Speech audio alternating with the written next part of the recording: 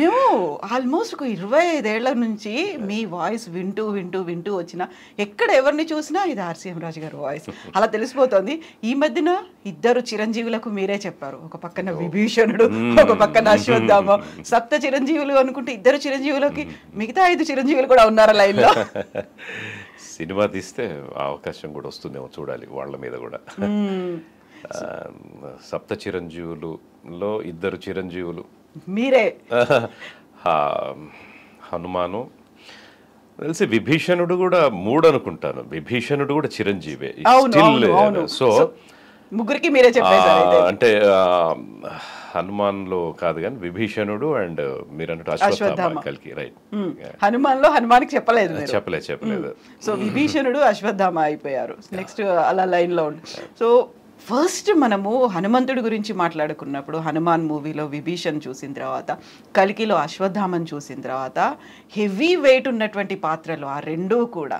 So మీ voice లేనిది అవంత లైవ్లీగా అనిపించవు, మాతో కనెక్షన్ కూడా అంత ఈజీగా డెవలప్ అవ్వదు కదా. ఒకరేమో తమిళ్లో ఒక సూపర్ యాక్టర్, ఇంకొకరేమో సూపర్ స్టార్ అమితాబ్ బచ్చన్. ఈ ఇద్దరికి వాయిస్లు చెప్పడం, వాళ్ళకి తగ్గట్టుగా చెప్పడం, అక్కడ మేము కేవలం వాళ్ళ వాయిసే వింటున్నాం, వాళ్ళే డబ్బింగ్లో తెలుగులో చెప్పుకున్నారేమో అనిపించేంత. ఫస్ట్ మీకు ఈ రెండిట్లలో ఏది సెలెక్ట్ చేసుకుని మీరు మాకు డబ్బింగ్ స్టార్ట్ చేసి చూపిస్తారు అసలు లైవ్ లో? అయితే ఫస్ట్ చెప్పిన మూవీ కాబట్టి సముద్రకని గారికే చెప్తాం. హనుమాన్ విభీషణుడు క్లైమాక్స్, ఆల్మోస్ట్ ఆల్ క్లైమాక్స్ ముందు, ప్రీ క్లైమాక్స్ ఆ టైంలో ఆయన చెప్పే డైలాగ్స్ చాలా మొత్తానికి సినిమా హాల్నే ఒక రకంగా ప్రేక్షకులు అందరి చేత ఉర్రు తొలగించిన డైలాగ్ అది. ముందు అదే చెప్తాను.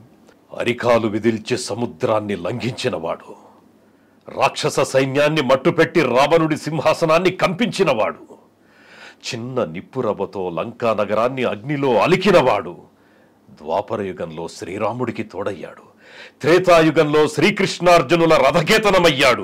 ఆ హనుమంతుడు ఇప్పుడు నీకు తోడుగా ఉంటాడు, నువ్వు ఒంటరి వాడివా.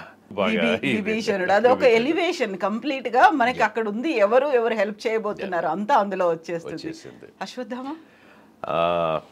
అశ్వత్థామలో మీరు ఇక్కడ ఒక చిన్న విషయం చెప్పాలి. కొంత ఆర్టిఫిషియల్ ఇంటెలిజెన్స్ లో బచ్చన్ సాబ్ వాయిస్ మార్చడం జరిగింది. బట్ ఆల్మోస్ట్ ఆల్ ఆయనకు దగ్గరగా చెప్పాను నేను. బికాస్ బేసిక్ గా నాకు ఒక మిమిక్రీ ఆర్టిస్ట్ గా నా ప్రస్థానం మొదలైంది కాబట్టి ఆ స్టార్టింగ్ లో మాత్రం వాయిస్ ఆర్టిఫిషియల్ చేయాల.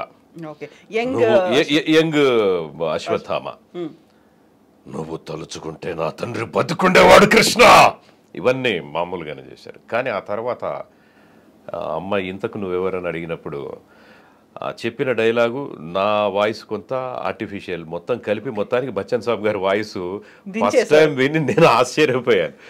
ఏంటి ఇలాగా నా వాయిస్ మీరు అన్నట్టు రీడబ్ చెప్పారు అన్నంత న్యాచురల్గా నేను చెప్పిన వాయిసేనా ఇది అని కంగారు పడ్డాను. అచ్చంగా నువ్వు చెప్పిన వాయిసే, ఒకసారి చూసుకోండి ఎలా వచ్చిందో మీరు చెప్పిందని ప్లే చేస్తే ల్యాబ్లో అసలు వండర్. ద్వాపరయుగం నాటి గురుద్రోణాచార్యుడి పుత్రుణ్ణి, నా పేరు అశ్వత్థామ. ఇక్కడ ఉంటే నీ ప్రాణాలకి ప్రమాదం తల్లి, బయలుదేరదాం. కడుపులో ఎవరైనా ఒక బిడ్డను మోస్తారు, కానీ నువ్వు మోస్తుంది సాక్షాత్తు భగవంతుణ్ణి. సోదరా నా మాట విను, సమయం ఆసన్నమయ్యింది. ఇలాగా మొత్తం ఇలా నేను చెప్పిన దాన్ని ఇంకా ప్యూర్ బచ్చన్ సాబ్ వాయిస్ లో ఇంకా మార్చారు, ఆ ఫ్లేవర్ అదంతా వేసి. అంటే నాకు తెలిసి తెలుగు స్క్రీన్ మీద అంతకుముందు కూడా కొన్ని ఆర్టిఫిషియల్ ఇంటెలిజెన్స్ ప్రయోగాలు జరిగాయి. సాంగ్స్ కూడా ఎస్పి బాలు గారు పాడినట్టుగా వచ్చింది మధ్య ఒకటి కొంత కాంట్రవర్సీ కూడా అయింది. అట్లాగే ఇది మాత్రం అసలు మనం ఎవరో చెప్పింది ఎలా మారిందని మాకు తెలియదు. మనం చెప్పింది ఇలా వస్తుంది అని అంటే నిజంగా 25 సంవత్సరాలు నా కెరీర్లో ఇది 25th ఇయర్. నాకు 99లో ఋతురాగాలు ఫస్ట్ డైలీ సీరియల్తో స్టార్ట్ చేశాను. మంజులా నాయుడు గారు, సుధాకర్ నాయుడు గారు, బిందు నాయుడు గారు ఎప్పుడు కూడా ఆల్వేస్ నేను ఐ రిమెంబర్ దెమ్. వాళ్ళ ప్రోత్సాహం నాకు, అంటే అప్పుడు నేను జీరో, ఎవరో తెలియదు. అలాంటి టైంలో ఎంకరేజ్ చేసే అవకాశం ఇచ్చి కర్రా నగేష్ గారికి నేను డబ్బింగ్ చెప్పడం, అలాగా మొదలైన ప్రస్థానం ఈరోజు 2024 బచ్చన్ సాబ్ వరకు. అంటే ఎవరికైనా ఎవ్రీబడీస్ డ్రీమ్, అంటే బచ్చన్ గారు అంటే ఇస్ ఐకాన్ ఆఫ్ యాక్టింగ్కే ఇది కదా.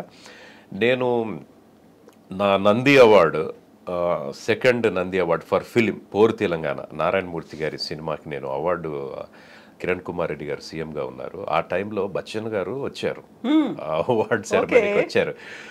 వస్తే ముఖ్యంగా నేను అది నాకు 4వ నంది అవార్డ్స్ ఎక్స్పీరియన్స్ ఉంది నాకు. ఎందుకనంటే ఈ సీఎంలు కానీ వీళ్ళు ఎవరైనా పెద్ద పెద్ద విఐపీస్ వచ్చి ఏం చేస్తారంటే మెయిన్ హీరోస్కి, హీరోయిన్స్కి, ఆ తర్వాత మ్యూజిక్ డైరెక్టర్స్కి బాగా గ్లామర్, అంటే బాగా ఎవరైతే ఎక్కువగా సెలబ్రిటీస్ వాళ్ళకి ఇచ్చేసి వెళ్ళిపోతారు. బికాస్ వాళ్ళని అనుకోవడానికి కూడా టైము దాదాపుగా ఉంటుంది, 75-80 అవార్డులు ఉంటాయి కాబట్టి టైం ఫ్యాక్ట్ కూడా ఉంటుంది, అందరికి ఇవ్వలేరు కాబట్టి. అలాగే ఈ సెరమనీ జరుగుతుంది 2013 లలిత కళాతోరణంలో. ఆల్ ఇండియా రేడియో మురళీకృష్ణ అనే అనౌన్సర్గా ఉంటారు ఇలాంటి ప్రోగ్రామ్స్కి. ఆయన దగ్గరికి వెళ్ళి, అన్న మీరు నాకు హెల్ప్ చేయాలన్నా. ఏంటి అన్న మిమ్మల్ని ఇప్పుడు ఏది అడగలేదు, నాకు నా పేరు మీరు ముందుగా పిలవాలి, ఎందుకంటే వీళ్ళు 10 మందికో 20 మందికి ఇచ్చేసి వెళ్ళిపోతారేమో అని నాకు కంగారుగా ఉంది. వాళ్ళు కాకపోతే మీరన్నా ఇవ్వండి, పక్క వాళ్ళతో ఇప్పిస్తారు వాళ్ళు కూర్చొని, అంతేగా వాళ్ళ చేతుల నుంచి తీసుకుంటే అది వేరే కదా. అవును అని అంటే చూసాడు లిస్ట్లో 45th 46th నేమ్ ఉంది రాజా. నాకు తెలియదు, నన్ను ఏం చేస్తారో తెలియదు నన్ను. అంటే పాపం 11వ 12వ అవార్డుగా ఆయన పిలిచారు. తొందరగా వెళ్ళి రావాలి చూడు, ఎక్కువ టైం తీసుకోవద్దు అంటే ఆల్మోస్ట్ ఆల్ పరిగెత్తినంత పనిచేసి బచ్చన్ సాబ్ గారి మీద మొత్తం సాష్టాంగ ప్రణామం చేశా. ఇప్పటికీ వీడియో ఉంది చేసి. కిరణ్ కుమార్ రెడ్డి గారు ఆయన చేతుల మీద తీసుకుంటూ అన్యాపదేశంగా నా నోటి నుంచి ఒక మాట వచ్చింది, sir I'm taking this award by the hands of acting God అని. కంగ్రాట్స్ అన్నారు ఆయన. ఆయన కళ్ళు గాజు గోళీల్లాగా మెరుస్తూ ఉన్నాయి, ఆ కంటిలో ఆ తేజస్సు అంది. అంటే ఇప్పటికి 10 సంవత్సరాల కిందట 2013 అంటే ఆల్మోస్ట్ ఆల్ మనం ఒక 13 సంవత్సరాలు వెనక. ఇప్పుడు ఆయన ఒక 81 అనుకుంటే అప్పుడు 70sలో ఉన్నారు. అయినా కూడా ఆ కళ్ళల్లో కాంతి అలా ఉంది. నిజంగా ఆ మరపురాని సంఘటన తర్వాత నాకు మర్చిపోలేము. అది ఎప్పటికీ ఆ టర్మ్లో ఇంకోటి ఒక 10 మందికి 15 మందికి 20 మందికి ఇచ్చి వెళ్ళలా, అందరికీ ఇచ్చారు, 80 మందికి ఇచ్చారు. అబ్బా నేను హడావిడి పడిపోయానా ఏంటి ఇంత అంటే అది ఊహించలేం ఒకవేళ ఇవ్వకపోతే. కానీ ఆయన డెడికేషన్, నిలబడి Kiran Kumar Reddy sir still so many awards are there అంటే नो मैं आया हूँ अवार्ड्स देने के लिए पूरा सब लोगों को देके जाता हूँ అందరికి చేసేలాంటి మహానుభావుడు. అట్లాగే అందరు అదృష్టవంతులు ఆ టైంలో అందరి ఫోటోల్లో ఆయన ఉన్నారు. అయితే ఆ తర్వాత నాకు బచ్చన్ గారికి 1-2 చిన్న చిన్న మూవీస్ అంటే కాందాహార్ అని ఒకటి మలయాళంలో చేశారు, తెలుగులో డబ్ చేశారు. అందులో నేను మోహన్ లాల్ గారికి చెప్పాను, ఒక్క సీన్లో ఈ మేజర్ రోల్ చేశారనమాట. బచ్చన్ సాబ్ ఉంటారు, ఒక రీల్ అంతా ఉంటారు. అది కూడా నేనే చెప్పాను మిమిక్రీ చేసి. మోహన్ లాల్ గారికి జనరల్ నా వాయిస్ చెప్పాను. ఆ తర్వాత తెలుగులో సైరా నరసింహారెడ్డి గారిలో నటించారు. సైరా నరసింహారెడ్డి చిత్రంలో చిరంజీవి గారి సినిమాలో ఇందులో చెప్తే అవకాశం వస్తే బాగుంటుందేమో, బచ్చన్ సాబ్ వచ్చారు అని అనుకున్నా. దొరకల అవకాశం. శంకర్ చేశాడు. తర్వాత సరే చూద్దాంలే అంటే ఒక చిన్న యాడ్ ఒకటి వచ్చింది ఆయనది, అది చేశాను. అది అంటే స్టార్ ప్లస్లో వచ్చిన కౌన్ బనేగా కరోర్పతిలో ఒక హిందీ షాయరీని తెలుగులోకి డబ్ చేశారు.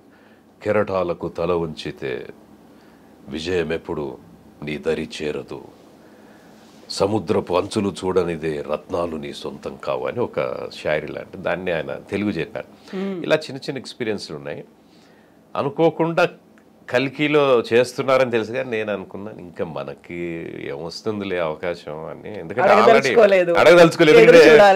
ఇప్పుడు ముందు ఎవరైతే చెప్పారో ఎంక్వైరీస్ ఉంటాయి. అఫ్ కోర్స్ శంకర్ కూడా బాగా చెప్పాడు అందులో. అప్పుడు ఆర్టిఫిషియల్ ఇంటెలిజెన్స్ కూడా లేదు, అదే వెళ్ళిపోతుంది అనుకున్నాను. బట్ ఇది అనుకోకుండా మా ఇన్ఛార్జి ప్రసాద్ అన్న నువ్వు చెప్పాలిరా ఈ సినిమాలో, అదేదో కొద్దిగా ఎక్స్పెరిమెంట్స్ చేస్తున్నారు రా వాయిస్ మీద కూడా దాని గురించి అంటే తప్పకుండా చేస్తానని. అయితే ఆ రోజు 3 కెమెరాలు పెట్టి షూట్ చేస్తున్నారు, ఏది డబ్బింగ్ చెప్తుంటే. డబ్బింగ్ కూడా చెప్తుంటే ఏంటి ఇన్ని కెమెరాలు ఇవన్నీ అంటే, లేదు లిప్ మూమెంట్ కూడా మ్యాచ్ అయ్యేలాగా, వెరీ మచ్ మ్యాచ్ అయ్యేలాగా, మైన్యూట్ గా కూడా తెలుగే డబ్బింగ్ చెప్తే ఎలా ఉంటుంది అలాగా. నా ఫోటో అడిగారు, అడిగితే నేను ఫోటో ఎందుకండి అని అంటే, లేదు స్వప్న దత్ గారు చూస్తారు ఆర్సీఎం అంటే. గతంలో సార్ అశ్విన్ దత్ గారికి చాలా ఇంద్రా నుంచి చెప్పుకుంటూ వస్తున్నాము, పెద్ద పెద్ద రోల్స్ కాకపోయినా తప్పకుండా సార్ వాళ్ళ సినిమాలు అన్ని సినిమాలు చేశాను నేను. అట్లాగే చంద్రబాబు నాయుడు గారికి అప్పుడు ఎలక్షన్స్ టైంలో కొన్ని యాడ్స్ కూడా ఆయనే దగ్గరుండి చేయించారు అశ్విన్ దత్ గారు సూపర్ గుడ్ స్టూడియోలో. సరే అన్న తర్వాత ఓకే మనం వెళ్దాము ఆయనతోనే అని చెప్పేసి మళ్ళీ అది కొద్ది కెమెరాతో అది షూట్ చేశారు. ఎందుకంటే ఇలాగ టెక్నాలజీ చాలా లేటెస్ట్ వాడుతున్నాం దీనికి అని చెప్పారు. ఆ తర్వాత నాగశ్విన్ గారు ఒకరోజు టోటల్ సీన్స్ దగ్గరుండి చెప్పించుకున్నారు. అయితే అప్పుడు sound to sound, audio to audio చెప్పాను, వితౌట్ పిక్చర్. అప్పటికి పిక్చరు అంటే నాకు కొంత ఎక్స్పీరియన్స్ ఉంది, వితౌట్ పిక్చర్ చెప్పటం అనేది కొంత ఎక్స్పీరియన్స్ ఉంది. ఒక్కోసారి చెన్నైలో చేసి వచ్చిన వర్క్ ఏదైనా డబ్బింగ్ మిస్ అవుతే మాకు అక్కడి నుంచి ట్రాక్స్ అవి వస్తాయి, వాటిని మళ్ళీ మేము ఆడియో టు ఆడియో చేసిన సందర్భాలు ఉన్నాయి. ఆ ఎక్స్పీరియన్స్తో చెప్పాను. చెప్పిన తర్వాత వాళ్ళు చాలా ఇన్స్ట్రక్షన్స్ అన్నమాట, ఇలా ఉండాలి ఇలా ఉండాలని.